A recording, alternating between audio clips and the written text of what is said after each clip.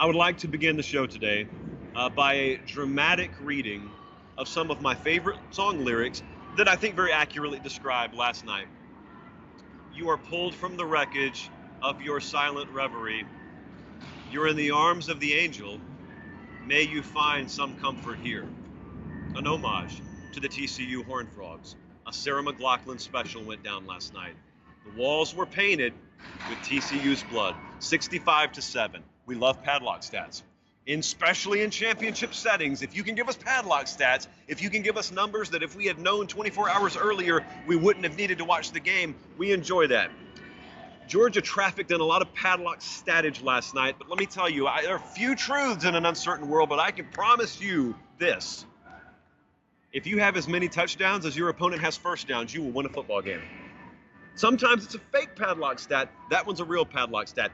Georgia, as many touchdowns, let me speak slowly for the folks in the back that tuned out at halftime, and I don't blame you, as many touchdowns as TCU had first downs.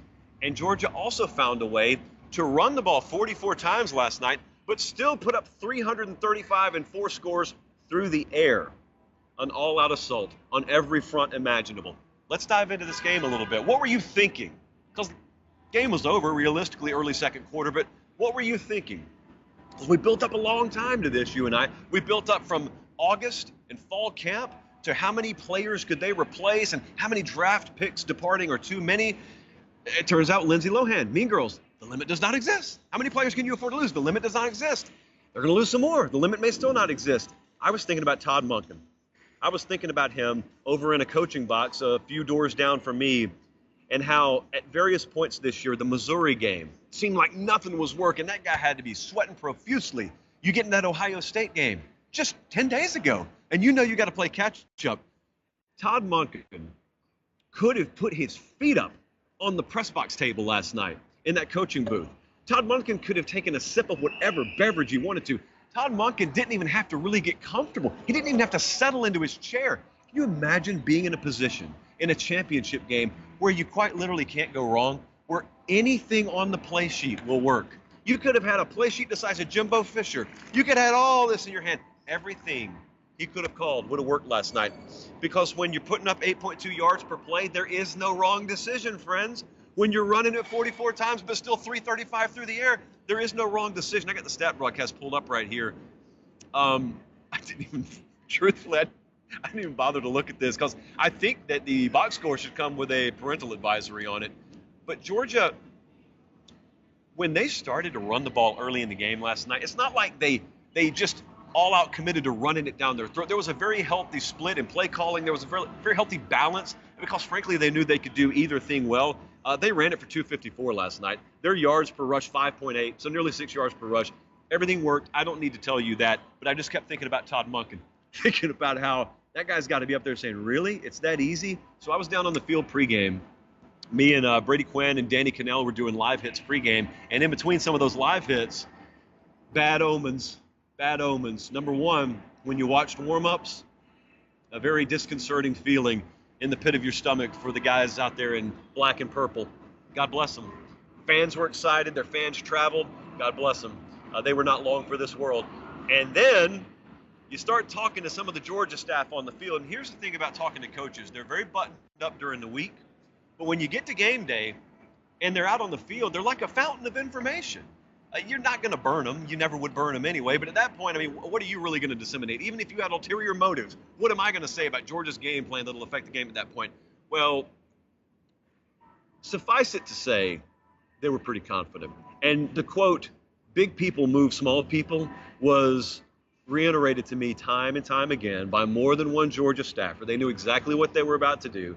This was not one of the 2, 3, or even 4 toughest games they played this year. And I would argue they didn't have the most murderer's row of schedules coming through the SEC, but it was very fundamental, very fundamental. Now, whether or not that's the championship game you should have gotten, I'll talk about that in just a second, but 8.2 yards per play, you want another padlock stat? Hey, go 9 of 13 on third down, and then 1 of 1 on fourth down. What a savage call, up by $500,000 by Kirby Smart. They got Carson Beck time in the game. I keep saying, can you imagine this? Can you imagine that? How about getting your backup some work on a Monday night in early January, which means you're playing for a national championship because inexplicably this sport still plays its championship games on a Monday night. Notice, the devil is tempting me to go down a lot of side roads in this commentary right now, but no, I did that last year. My friends over on Dogs 24/7 remind me, Georgia won the title last year. You came on the show the next day, and what did you do? You started talking about other things. We're zoned in. Courtesy of you guys, we're zoned in on Georgia right now. So there are a lot of these names, a lot of these phrases that people put on T-shirts after these games happen. I got one for you. We've already trademarked it in advance just in case. Georgia, much like some of the more dominant programs throughout history, it's not the first time that you've seen a program ascend to bordering on dynasty status. And it won't be the last, but there's this different trait that the leaders of those organizations and the organizations themselves have. When you watch someone ascending towards dynasty mode, there's a different DNA about them. I call it the audacity to dominate. It's something very few people have. People, much less organizations, and it takes individual people to inject that into an organization. But the audacity to dominate is essentially, think about this, when you're one of the best, and you know you're one of the best, and then someone gives you all the resources you need and all the tools you need, it doesn't matter. Nothing else matters. It doesn't matter what someone says. It doesn't matter how disrespectful or not you think people are. It doesn't matter what anyone indicates they could do or would do to you, because they're going to have to play you eventually. This is not hypothetical land. This is not me looking at modern day Georgia and wondering how they would have fared against mid-90s Nebraska. They get to play everyone who dares to say something about them. Any reporter who runs their mouth about them. Not sure that happens quite to the extent they indicated last night, but they get to sit in the press box and just witness the horror unfold before their eyes. The audacity to dominate is really a beautiful thing in sports because you get to do something in football you don't get to do on the streets. If you do on the streets what Georgia did on a football field last night, you're going away for 10 to 20. But you're on a football field or in a boxing ring or an MMA octagon. Those are really some of the few places remaining. Thankfully, we have evolved as a society and as a people where you can't just inflict your will on someone against their wishes in society, in public, but you can do it on a football field. And they can recruit whoever they want to, and you get to recruit whoever you want to. They get to hire whoever they want to. You get to hire whoever you want to. They get to do it their way. You get to do it your way. And then you have the audacity to dominate. And athletically and competitively, it's almost arrogance. It's almost disrespectful from a purely athletic and mental standpoint because you get to do things physically and mentally to someone that's so demoralizing. And again, you could never do. You put on your street clothes, you leave the field that day, you leave your complex. You can't do that stuff on the street, but you get to do it on a football field. That's why guys are a little bit different. Guys are wired a little bit different. They look a little bit different. Those nice, humble young men that you see on Tuesdays, the best of the best, Kirby's one of them, from the neck up, they get them into a position where they're willing to have the audacity to dominate. So easy to say, oh, those are 3 words that roll off the tongue. Everyone wants to do it, guys. Everyone wants to do it. And everyone thinks they have it in them. And truthfully, a lot of people do have it in them. How many people can pull it out of themselves? And then here's the trick, not just you as a head coach or as a coordinator or whatnot. How many of you can pull it out of your position room? And then zoom it out a little bit further. How many of you can pull it out of all your position rooms? And then zoom it out further than that. How many of you can pull it out of your nutrition staff and your strength and conditioning staff? How many of you can take junior day that comes up in a couple of weeks, every bit as serious, and approach it with the same amount of intensity you do the first practice of fall camp? That stuff happens at places like Georgia. That's why they are where they are right now. Some people in that organization have not even had time to let the dust settle today because they're working hardcore on 2023. They're working on flipping a 5-star quarterback. I would encourage you, by the way, if you're not a member of dogs247.com, head over there right now. Rusty, probably not even up yet out here, but Rusty Manziel had some thoughts there, and he's talking about what all's happening already. 2023 approaches. There's no time to sleep. Kirby was here at the hotel earlier today, did his press conference. They're going to fly back to Athens. They'll get ready to host juniors. You know, they'll get ready to finish off a recruiting class. That stuff just never ends. That doesn't make sense to most people. I know it doesn't make sense because most people really think that the mountaintop is the enjoyable part. The difference in the audacity to dominate is when you have that audacity, you've totally inverted the approach to life and competition. You now enjoy the climb more than you enjoy standing on the summit. The summit, that's for your players. That's for your fans. That's for your family. That's fun for them.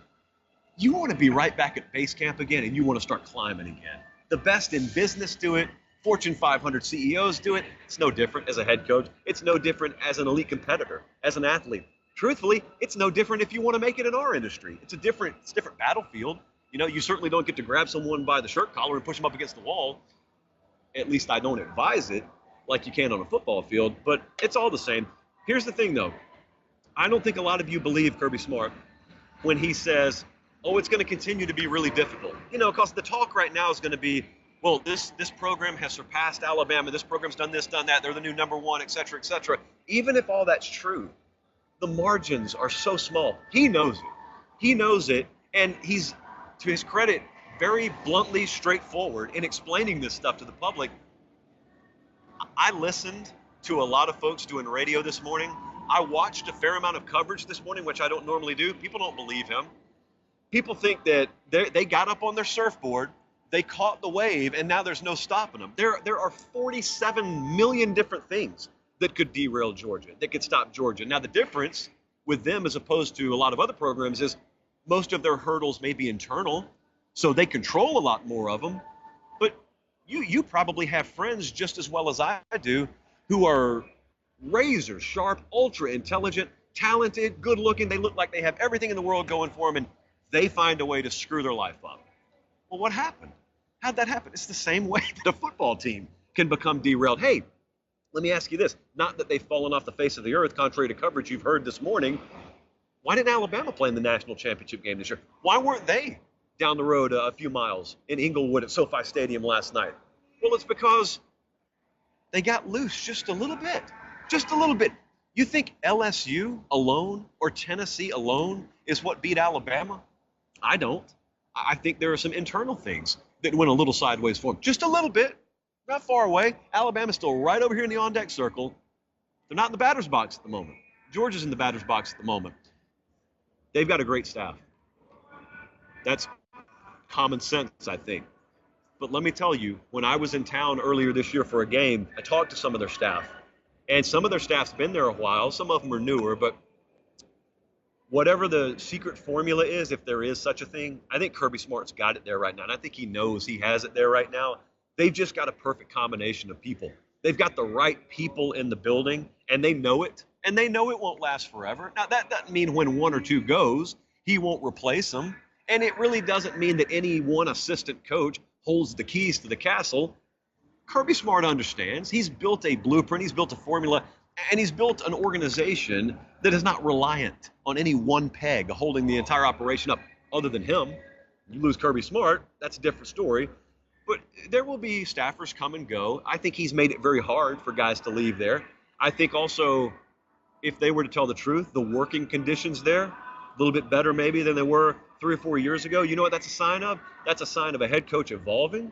That's a sign of a head coach learning from mistakes, if you want to call them that, but just trying to observe different ways to do things and tweaking his program at every turn. He's done it. He's done it. You've got to squeeze every last drop out of every single piece of low-hanging fruit in your program, because ultimately the totality of those drips add up to a 65-7 flood. That's what it adds up to, candidly. I do have a beef. I do have one bone to pick, 2 of them actually. One of them I've already stated. I'm going to randomly throw Mike Leach in here in a Georgia recap video.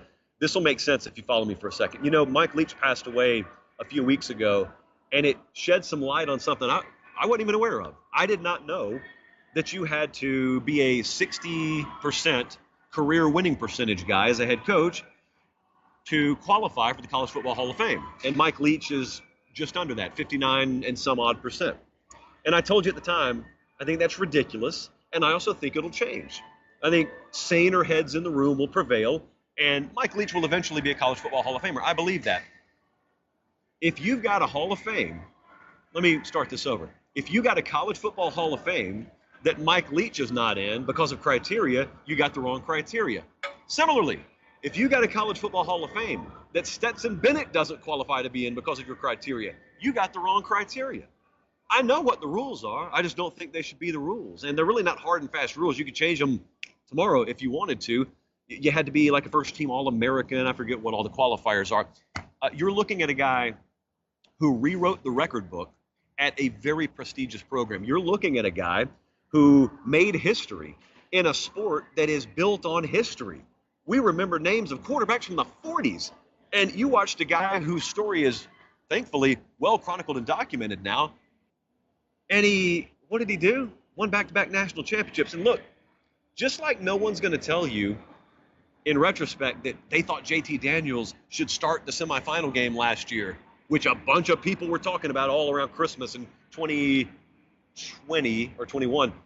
Just like no one's going to tell you they called for JT Daniels to take over when Stetson lost to Bama in the SEC championship game last year, they're also not going to tell you that even after the kid won the title, when he announced he was coming back, you want to know what some people said? Some people said, oh, I mean, come on now. We've recruited Brock Vandergrift. We got Carson Beck here.